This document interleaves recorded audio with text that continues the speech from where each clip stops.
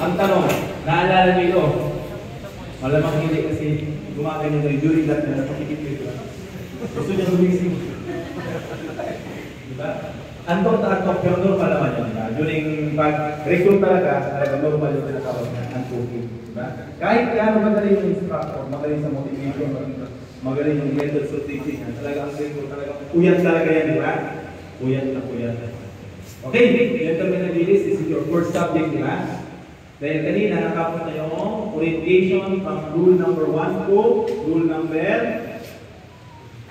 ilan? Anong pinapit ba? 13. Yung NPTA training guide natin, ilang section ba, ilang rule ba yung training guide? 14 or 15? Tama ba Mirin?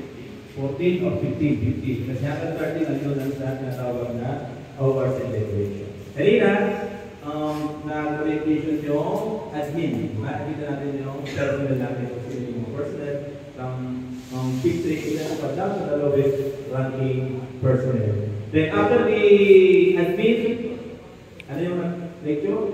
Nag-orient? After yung small break ko niya, anong pinapin niya? Academic analysis, diba? Yung, ano ba yung 80%? Pinagawa ba yun? The 80% of the academic and 20% na non-academic. Nandun lahat ng wala doon sa